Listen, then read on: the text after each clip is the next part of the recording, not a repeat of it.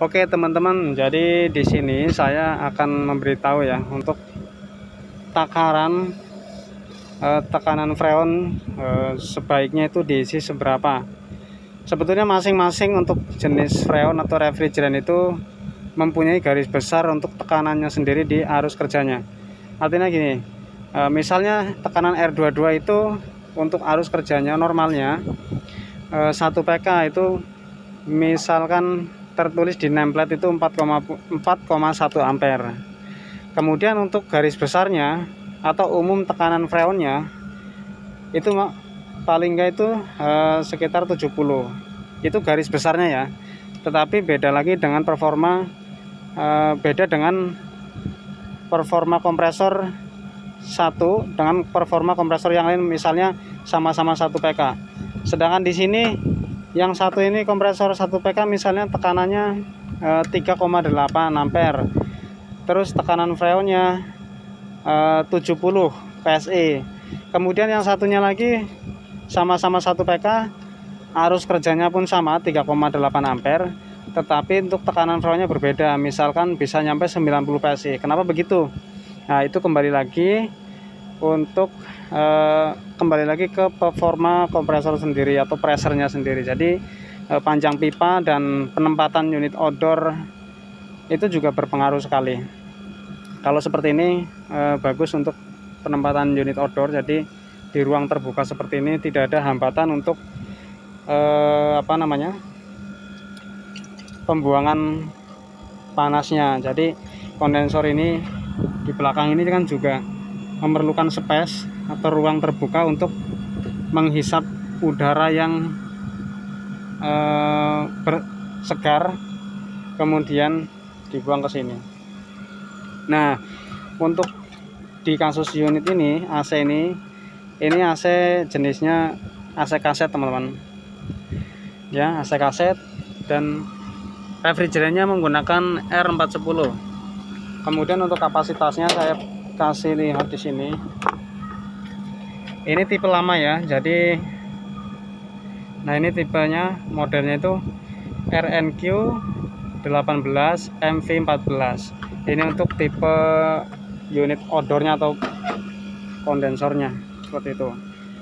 Nah, kemudian di sini AC ini terlihat biasa-biasa atau normal saja karena tekanannya di sini 100, hampir 110 ya teman-teman di sini, karena ini 100-nya di sini ada garis hitam yang besar itu 100, kemudian ini di atasnya jarumnya.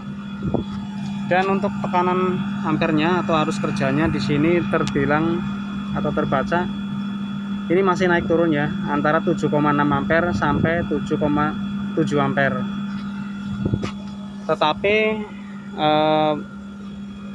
yang memakai ruangan atau si user itu katanya merasakan AC-nya kurang dingin, katanya seperti itu. Dan setelah saya cek seperti ini kondisinya, tekanan ampere sekian, tekanan freonnya juga sekian. Kemudian kalau saya lihat dari sini untuk pipa saksennya ini juga sudah berembun atau ini sudah kondensasi ya teman-teman. Bisa dilihat di sini terdapat air, ini artinya karena dingin kondensasi, inilah air kondensasi dari hasil pendinginan kompresor ini. Begitu juga untuk discharge-nya ini juga terlihat dingin karena ini menggunakan kapiler atau ekspansinya di dalam sini. Nah, yang mau saya terangkan di sini atau pertanyaannya adalah bagaimana menentukan tekanan freon yang benar ataupun fullnya berapa sih tekanan ampere gitu kan. Nah, sekarang karena di sini unitnya menggunakan R410, maka saya akan menjelaskan sedikit di sini. Kalau dilihat dari untuk fisiknya, secara fisik ini juga untuk flow kondensornya ini panasnya bagus, merata ya. Cuman saya nggak bawa termometer, jadi tidak terbaca untuk suhunya, tapi ini panas teman-teman. Nah, kalau kondisi seperti ini freonnya bisa dibilang normal, tekanan ampernya juga normal, untuk dinginnya juga normal kan. Tetapi si user itu memang bersikeras, ini AC-nya kurang dingin mas, kata dia gitu. Terus apa yang saya lakukan di sini, saya akan mengusulkan ya, karena ini termasuknya sudah umum atau standarnya.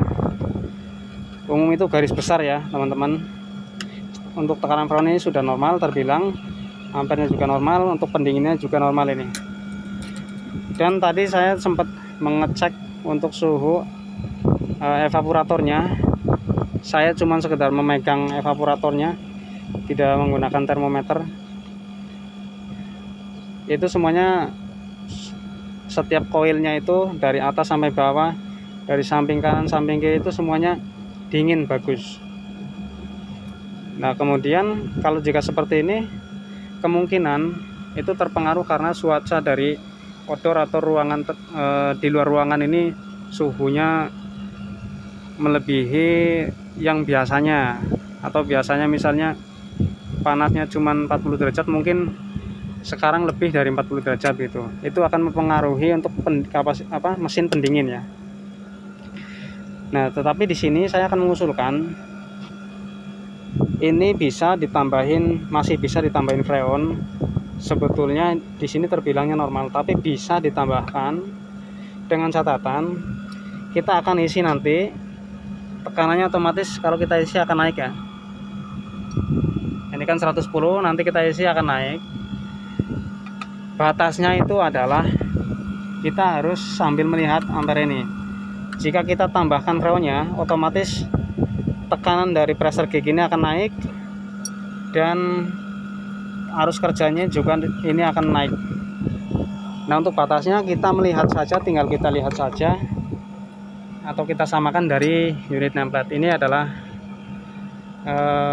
batasan yang ditulis oleh merek Daikin sendiri. Di sini untuk RLA-nya di sini tidak tertulis ya untuk arus kerjanya, tapi mungkin bahasanya memang beda-beda. Di sini terbilang 8,1, itu saya anggap 8,1 ampere. Maka dari itu saya akan isi tekanan ini, kemudian kita akan cocokkan ampernya, jangan sampai melebihi dari ampere yang tertulis di nameplate ini ya. Itu kuncinya, yang penting, yang terpenting itu kita isi freon tanpa harus melebihi dari nameplate yang ada di sini atau arus kerja yang ada di sini. Ini 8,1, maka kita harus membatasi jangan sampai melebihi 8,1 ampere. Kurang boleh, tapi jangan melebihi, karena otomatis nanti akan mesinnya itu akan terlalu over panasnya, sehingga dia akan mengakibatkan overload dan off kompresornya dan tidak bisa running. Tetapi karena di sini saya baru pengecekan, maka saya akan ajukan dulu. Saya akan ajukan dulu untuk mereka itu mau atau tidak. Dengan penjelasan saya, ini terbilang untuk tekanannya normal, arus kerjanya normal, pendinginnya juga normal. Dan datanya nanti kita akan kasih ke mereka yang punya. Dan untuk kelanjutannya ini saya nggak tahu dia mau tambah freon lagi atau tidak. Yang jelas saya akan serahkan data ini, tekanannya sekian, arus kerja sekian, pendinginnya juga sudah bagus. Untuk unitnya sendiri juga terbilangnya masih lumayan bersih ya.